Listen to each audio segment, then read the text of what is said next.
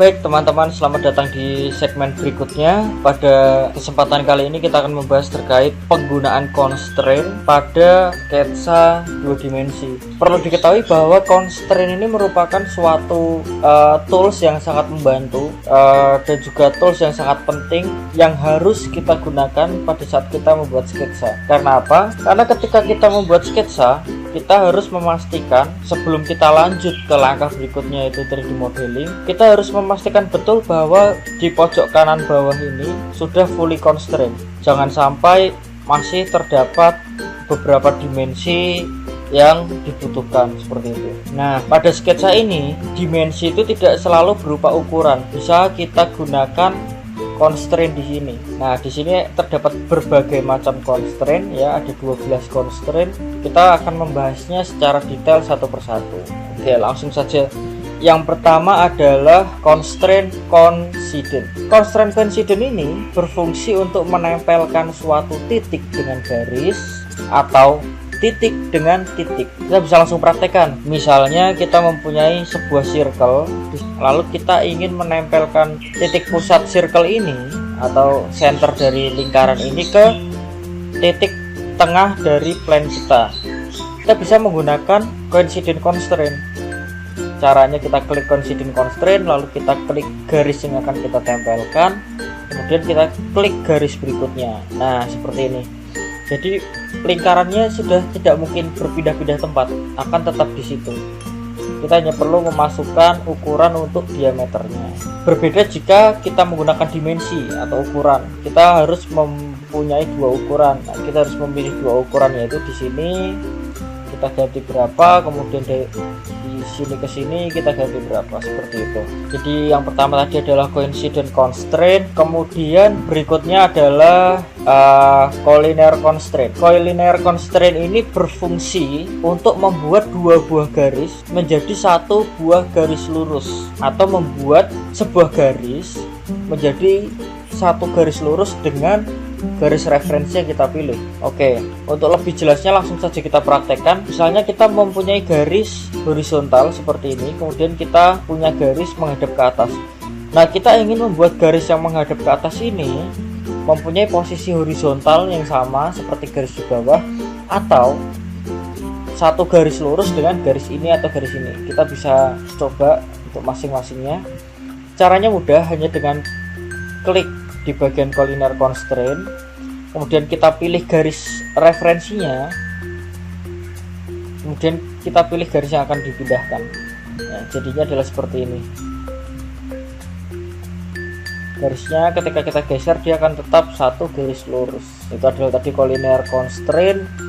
Berikutnya adalah, saya rasa cukup jelas, kemudian ada fix. Nah, fix ini adalah salah satu constraint yang paling mudah tetapi tidak saya rekomendasikan. Karena apa? Karena constraint fix ini digunakan untuk membuat suatu titik dengan koordinat tertentu menjadi terkunci, menjadi tidak bisa digeser.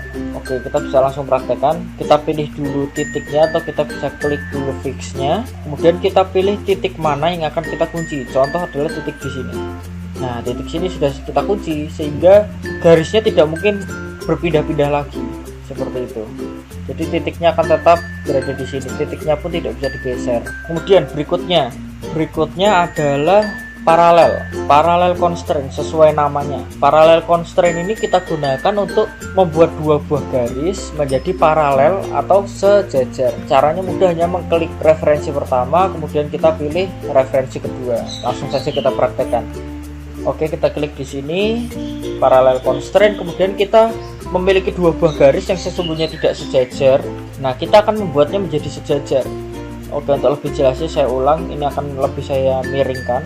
Kemudian kita klik di paralel constraint, kita klik referensi pertama, kemudian kita klik referensi kedua. Mereka akan menjadi dua buah garis yang saling sejajar, seperti itu. Kemudian sebelahnya ini ada perpendicular, sesuai namanya dan sesuai gambarnya. Perpendicular ini digunakan untuk membuat dua buah garis menjadi saling tegak lurus 90 derajat. Nah, bisa langsung kita coba dengan garis yang udah ada di sini. Garis ini tidak 90 derajat dan akan kita buat 90 derajat tanpa menggunakan dimension. tetapi kita akan menggunakan constraint. Oke, kita klik perpendicular constraint di sini, kemudian kita klik garis pertama, kemudian garis kedua. Nah, kita bisa cek di sini sudutnya pasti 90 derajat ya, seperti ini. Oke, barusan kita bahas perpendicular.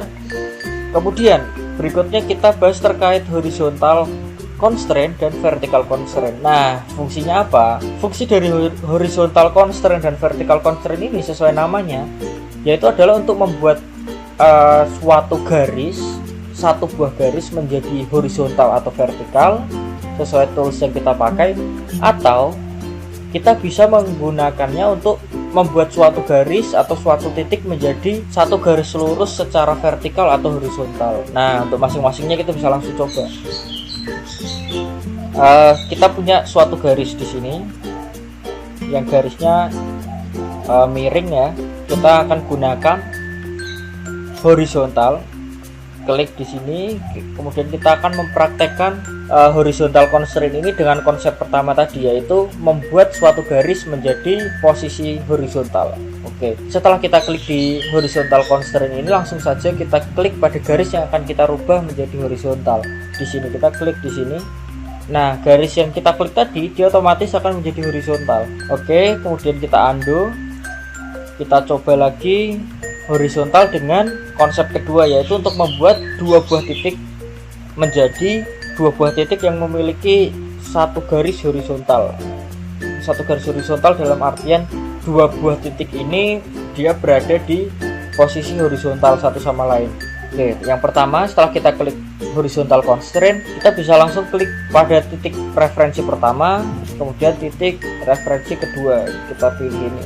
Nah, dua buah titik yang kita pilih tadi, yaitu titik ini dan titik tengah ini, akan menjadi satu garis horizontal, sehingga titik ini tidak bisa ditarik ke atas ke bawah lagi.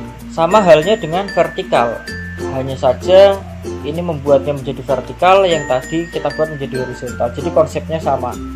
Untuk latihan bisa teman-teman coba sendiri. Oke, kemudian saya rasa sudah cukup jelas dari 8 buah constraint yang kita pelajari tadi.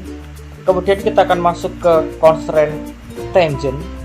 Constraint tangent ini berfungsi untuk menempelkan sebuah garis dengan kurva lingkaran atau radius, seperti yang kita pelajari tadi pada pembuatan sketsa, yaitu kita pelajari tadi adalah arc tangent. Nah, kita selain menggunakan arc tangent, kita bisa menggunakan arc biasa. Contoh, kita klik di sini lalu kita buat arch-nya.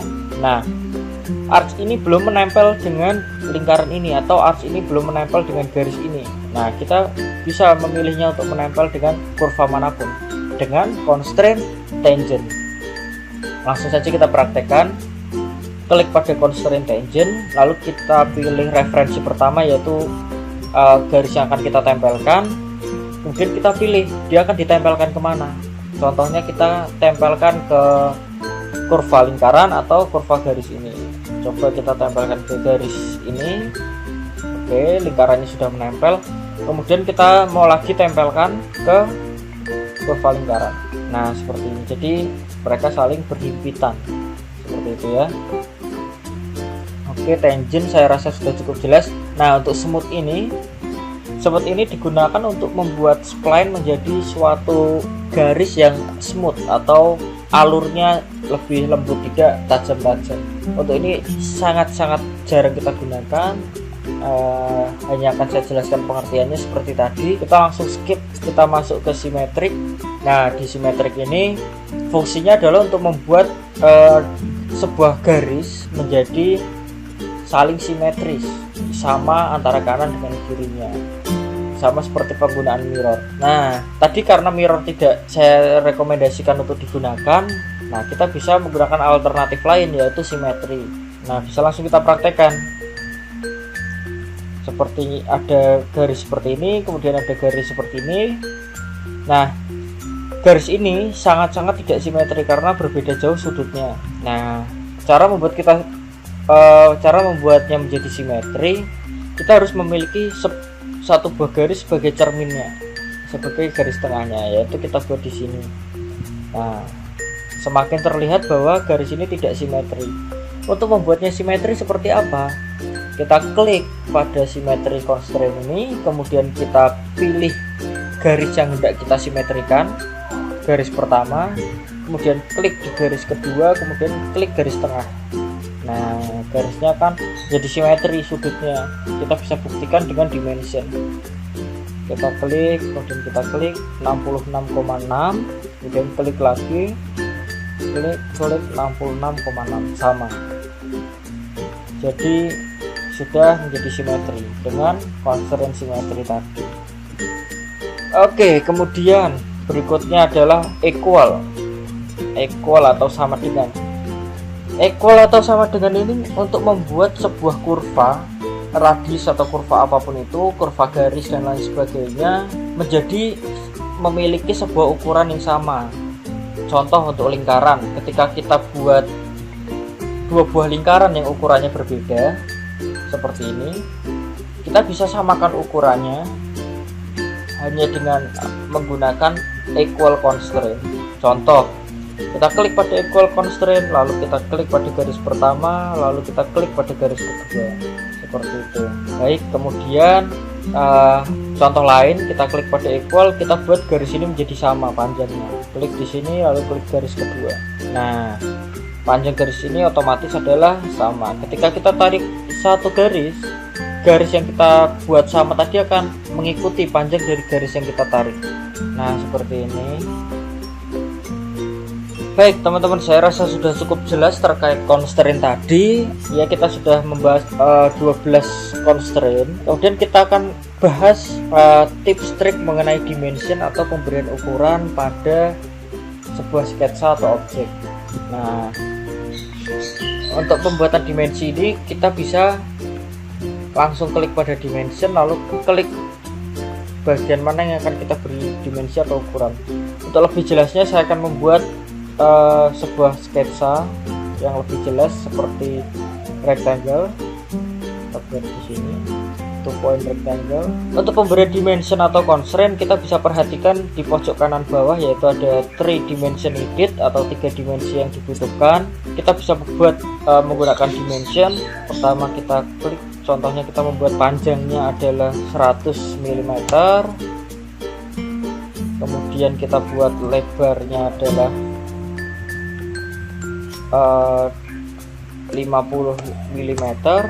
Nah, di sini masih ada. Oke, sudah kita dapat sebuah sketsa yang fully constrained.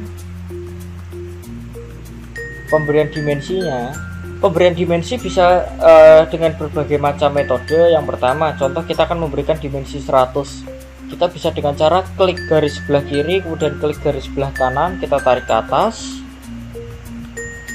Ini saya hapus dulu. Kemudian kita bisa juga dengan klik garis yang lurusnya tadi, seperti ini, langsung kita tarik. Bedanya adalah yang tadi kita memilih 2 buah garis, kemudian yang satu ini adalah memilih 1 buah garis saja, seperti itu. Sama seperti yang 50 kita bisa gunakan dengan memilih 2 buah garis atau memilih 1 buah garis, seperti ini. Jadi hasilnya sama. Nah, kemudian ada sebuah tips lagi atau trik ketika kita memiliki sebuah lingkaran di sini. Nah, kita ingin lingkaran ini menempel atau berhimpitan dengan garis di atas.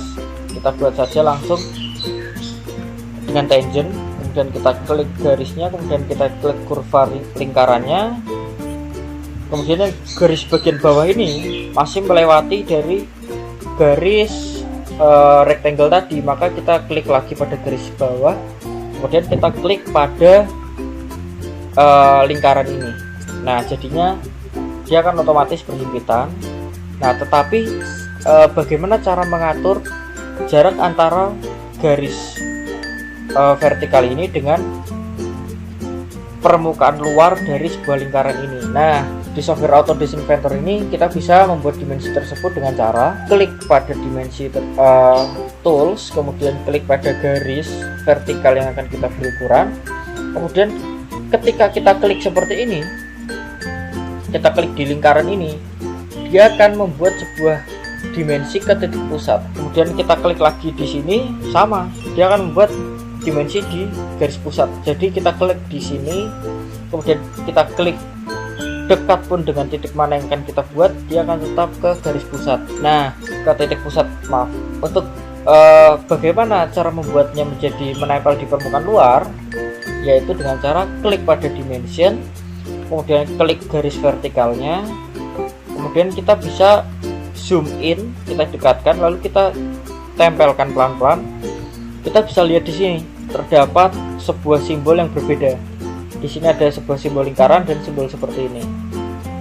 Nah, simbol lingkaran tadi itu untuk menempelkan ke permukaan luarnya. Nah, jadinya kan seperti ini. Oke, langsung kita masukkan ukurannya. Oke, baik teman-teman, saya rasa sudah cukup kita bahas terkait constraint pada segmen kali ini. Ya, saya rasa sudah cukup. Sampai ketemu di segmen berikutnya. Terima kasih.